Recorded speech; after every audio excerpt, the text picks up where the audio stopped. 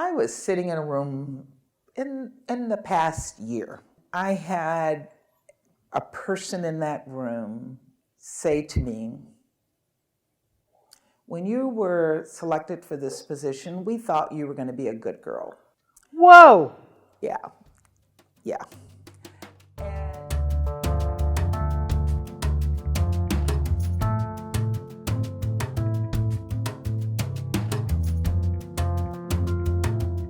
So on Iran, it's a question that we've been asked regularly. How can we be supportive of the women of Iran? And my response to that question is they need to hear from us, that we give them moral support, but we can't push them into the streets. They're being courageous, they're being brave, but they're being killed. Our support has to be moral support, but it also has to be in the area of accountability. Like, how do we hold the morality police accountable? So we put some of them under sanctions. I don't know whether you think that that's an approach we should take. You've done this kind of work before. Sure. I think the other thing that's interesting about this is that Iran has been a foreign policy challenge for as long as I can remember. And here you finally have something happening which is fundamentally political. I mean, in the small p sense, right? It's citizens, it's women and girls of all ages saying enough, like, we're not doing this. And I think that gives us an opportunity, not just, as you say, to stand with them, but to send a message that even in politics and in all these countries, women are a powerful force. I mean, you remember, we both worked on Liberia for a long time. That agreement that finally came about that led to a woman becoming the president of Liberia, women had a whole lot to do with those negotiations. Oh, yeah, yeah. But I think usually politics, foreign policy is talked about as though it's just men. And I love you mentioning Liberia. I served as the ambassador to Liberia, and I saw those women at work. And the men still were problems in trying to move the country forward. And as we look at the situation around the world where women have been engaged, you see change, you see movement. And we're seeing movement in Iran. Yeah. It's happening. It's happening behind the scenes. The government of Iran wants to blame the US. They want to blame everybody for what is happening in Iran except themselves. But we need to applaud those women. Well, I think we do, and I think we need to underscore the fact that they can blame whoever they want. It is absolutely obvious that this is the female citizens of Iran. Like, nobody's telling them what to do. They've taken the bull by the horns and they've decided they're going to plot their own futures. And you can't propagandize yourself around or through that. No. And it's them. And I think we need to keep the spotlight on them, but stand absolutely with them. It's extraordinary. It's one of the most inspirational things happening on the planet right now. And it's so inspiring to other women elsewhere in the world who are experiencing similar types of situations. Afghanistan comes to mind, where the Taliban are forcing women to be accompanied by a man when they go in public, to completely cover themselves and not allowing them to go to school. And those women are demonstrating as well. We're not seeing as much of it in the news as we're seeing with Iran right now, but Afghan women are also being extraordinarily brave. No, I saw a story about Afghan girls demonstrating that they wanted to go to school. Yeah. And I mean, there's a Washington politician who was a big defender of our foreign aid budget, who said, you know what the Taliban's afraid of? Taliban's afraid of a girl with an education. Yes. We've been engaging with other Muslim countries to get them to engage with the Taliban. Indonesia, for example, has been extraordinarily proactive in engaging the Taliban on how to address the issues of women in the Quran, because their interpretation is not an interpretation that has been bought into by so many other countries as well. So again, we can't take the Taliban at their word. We have to judge them on their deeds, but we cannot let the pressure up on them. And having the voice of the Secretary General, having the voice of other member states, But having women and girls express their own desires for freedom and for an education, I think it's important for It's the Taliban important, to and hear. it's very hard to turn that off. You can arrest and you can shoot and you can suppress. But I think once that's out of the box, you're going to have a whole lot of people who are going to be supporting, voting with, standing for those girls and women. Absolutely. And I'm pretty sure the Taliban's watching what's happening in Iran right now as well. They are watching that very, very closely, and they should be. Yeah. You know, I think people around the world watch what is happening in the United States. They look to us as an example Yeah. of what they want. And occasionally we disappoint them. Yes. And we're seeing that disappointment now, but we're also showing them that we can fight against these forces and raise our voices against these forces. And I think that inspires other women around the world to see how women in the United States work to address the similar issues that they're facing in their own countries. I think that's right. And I think a lot of people watch the United States. You're absolutely right. It's also important for us to be humble in that and concede the point that we are imperfect, which, by the way, I think helps us in discussions with other countries, right? Because if we come in and say, well, we've got it all sorted. Yeah, look, we got it right. Just do it our way. That doesn't work so well. Yeah. And I think what we're seeing is some huge obstacles. I think some steps backward, but at the same time, more and more women, interestingly, I think across generations, organizing, becoming more active in their communities, more active politically in the United States, more and more women candidates running from the local level all the way up. And I think that's a trend that's not going to stop. I mean, again, I think any time that a people, whether it's by virtue of gender or race or religion, is in a position of having its rights fully oppressed or chipped away at, they're going to push back. They're going to push back and they're going to organize, and history shows that. And I think that's what we're seeing in the U.S. So I think we've got to keep that up and understand that the struggles of women around the world, they're all on the same spectrum. And they never go away completely. No. We constantly have to keep fighting. We have to keep raising these issues. We have to keep advocating for women's rights wherever they are being pushed against, wherever it happens anywhere in the world. Right. And I think we've got to remind people that women and girls isn't a side issue over here. It's part and parcel of the social fabric and the body politic. And the minute we put it over on the side and say, let's have a special initiative, we sideline them. We're compounding the problem. Yeah. So, Gayle, can I ask on COVID, how do you see us addressing those issues as we look at the impact that it has had on women? Did we take those kinds of issues into account? No.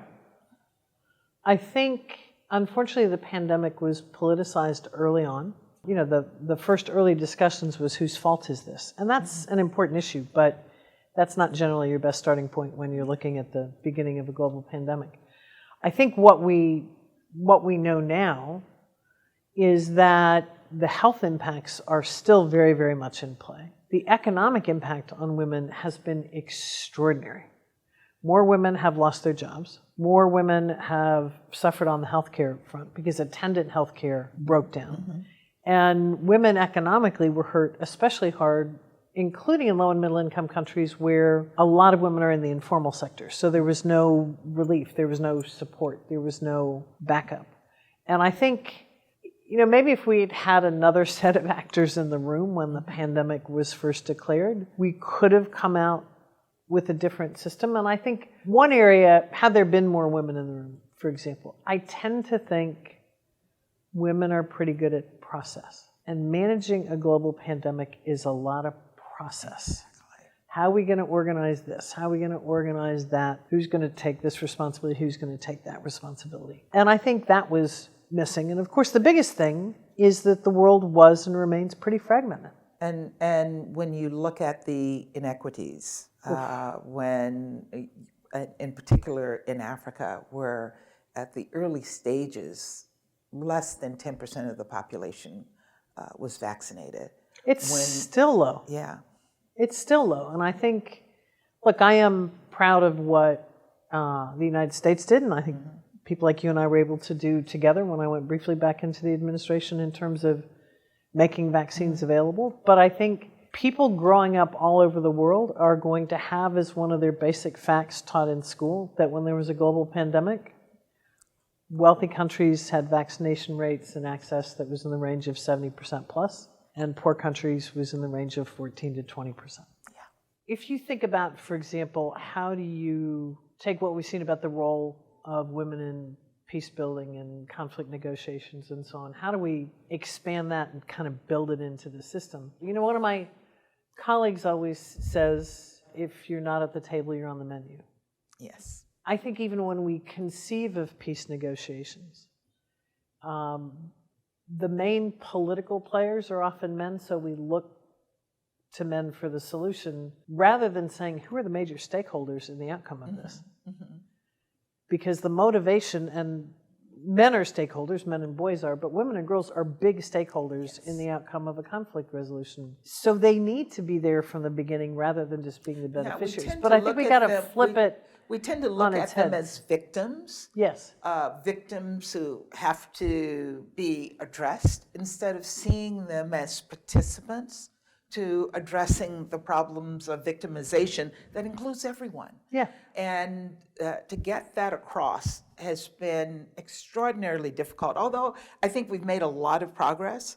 But I will tell you, even today, I will walk in a room and look at the table, and there's not a single woman sitting at the table but me.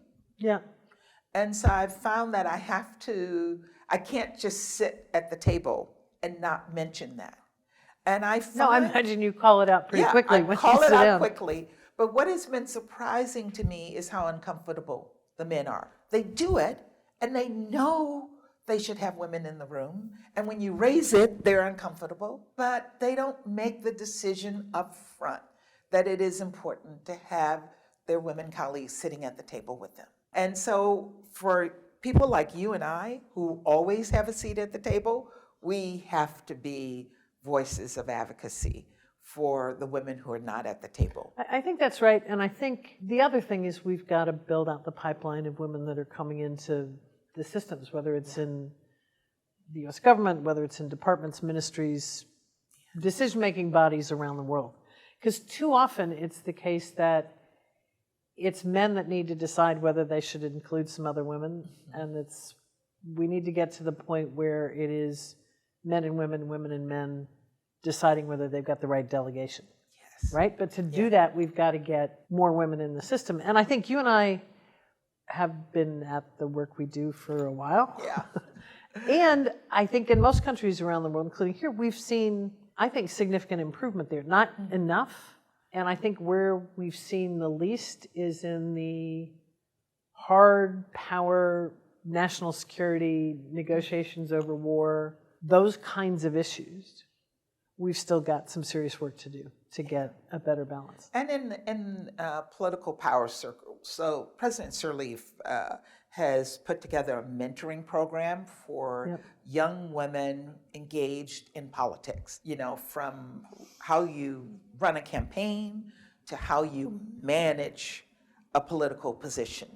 And we have to do more of that because so many young women don't get the mentoring, they don't get the coaching, they're not brought into the circle at a young age so that they learn it on the way up. And so many of them are not prepared for success. I think if we had a better gender balance in a lot of these places, processes would change, discussions would change. And just to give you an example, rape was never seen as a tool of war. It was an action that was taken.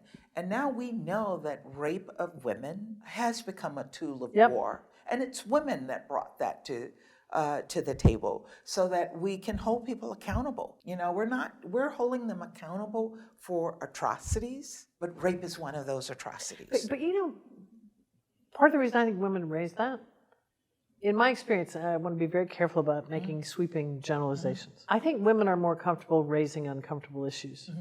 I have found in my work, in my personal life, I'm in a meeting, I'm waiting for a meeting, you're at the airport, you've just met somebody who's on the delegation from another country. If you've got 2 or 3 women sitting around, it takes about 4 to 7 minutes before your conversation includes things that are personal or sensitive, right? We talk about these things all the time. And I think breaking through and raising issues that are taboo or that nobody wants to talk about, putting rape on the table as now an unfortunately increasingly common act of war and political violence. Naming what happens to young girls who are HIV positive because they've been married young or they have no economic choice but to sell their own bodies. Yeah. Putting those issues on the table, I tend to think women are more inclined to raise them. There was this tendency that these were side issues. These are your issues. Yeah, these are soft issues. Yeah. Oh, we really should do something for you, Linda, on that issue. We can have a special event. No. Yeah. No, we need to put this at the center of the table. You and I have an advantage as women in a lot of the environments we've worked in because we're tall. We say what we think. I spent a lot of time in a lot of war zones. I know your story of Rwanda where your life was at risk. So we don't tend to be scared of anything. And I think if I was to say what compromise have I made, I think early in my career, but not by much, there are probably some cases where I wish I had spoken up more forcefully.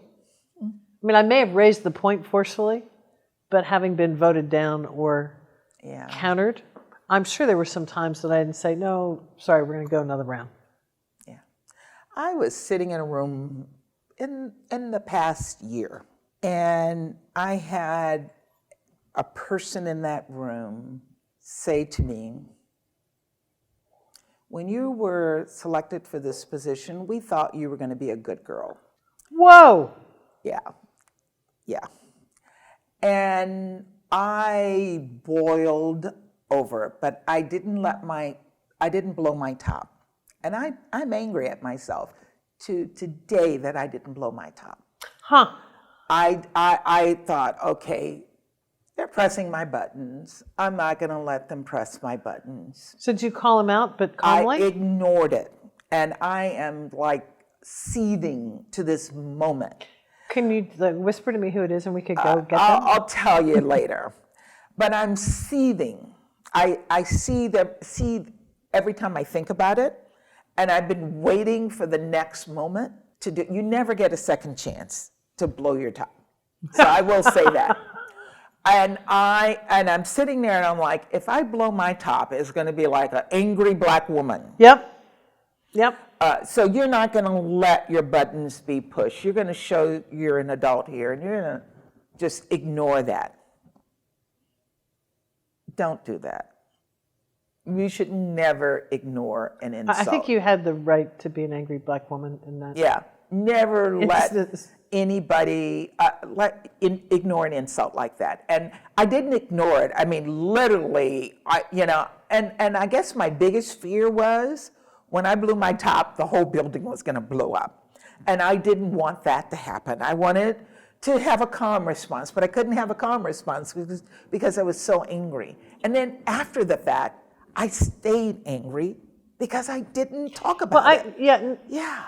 I've done the same thing sometimes of just not saying anything and then wanting to go find them. Well, my thing was, I was thinking that when Nancy Pelosi said the other day that she wanted to punch out a certain person, that's exactly the way I felt. Like, I'm going to get up and just do this. But I knew I couldn't. But I could have used my voice. No, you can't. It's punching somebody would not have been good. But I think there is this message to women that you're supposed to be a good girl. Yeah. Right?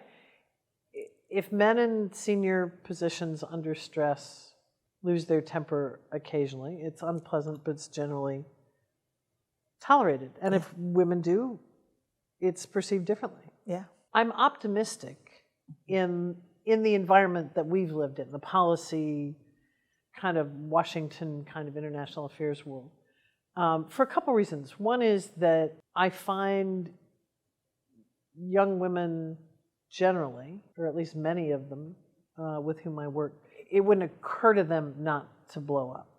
Mm-hmm. Right? Because they haven't had 30, 40 years of being expected to be a good girl, of that kind of mantra being out there. Yes. But the other thing is, I see a lot of different behavior in young men. And I think that's a part of it, because it's not just women walking in the room and asserting themselves. It's men changing, and to be fair, there are a lot that have. But I've seen a real shift among people a lot younger than we are. Yeah. But it gives me some hope. Yeah, I really feel hopeful, because what I see is that these women are not forced to make choices that we had to make. Yes. They don't have to make choices. They just do it. And they have so many options that we didn't have. And they know it, and they're empowered. And I am very, very hopeful. I expect these young women to change the world. That my little 4-year-old granddaughter who says, I can do it, is going to make a difference in the world. Yeah, it's having the confidence to know you can do it, as opposed to having to be told that you can. Yes. If there's somebody I was going to thank, certainly in this world of Washington, it would be Madeleine Albright. You know, Madeleine Albright was Secretary of State, Ambassador to the UN. She's Madeleine Albright. But she was also a very regular, normal human being, woman, mother, right? She's very accessible. Grandmother. And grandmother and aunt. But she was also a mentor, friend, and supporter to literally hundreds of people in the foreign policy community, and especially women. Madeleine Albright was a gem. So my exact same person. I was just thinking about her. I think about her all the time. Because I'm sitting in that chair where she sat as the first woman from the U.S. to serve in that position. She said to me when I started the job that she had the G7. I tell the story all the time. I was so excited when I got to New York and I came back and I said, Madeleine, you know, I started my G5, but I'm so disappointed I have 2 fewer women than you had on the Security Council. And she said, Linda, there were only 7 women in the entire UN member state system. I was the only woman on the Security Council. I had to recognize that we have made some progress. We still have a lot of progress to go, but Madeleine Albright is an icon. She is an example to all of us, and not just to women, to men. The day she died, I was in the General Assembly, standing up at the podium, holding back tears, and every single speaker who came after me talked about Madeleine Albright. The Indonesian said he went into his foreign service because of Madeleine Albright. She taught so many other permanent representatives at the Security Council. I've met several presidents who took her classes when they were younger. So she is a role model to the world. It's not just to women, but it's the entire world. So I am so proud that I'm sitting in a chair that she sat in. And that I have her, instead of wearing pins, which I would love to wear, but I'm not as stylish as she is, but I really do feel like I have her sitting on my shoulder, whispering in my ear every single day. Well, and you're going to be on the shoulders of a lot of young women going forward. Well, that's my hope, and I know you are. Thanks, LTG. Thank you so much, Gayle. It's wonderful to be sitting here with you, and you're my role model. Oh, and you're mine. Thank you.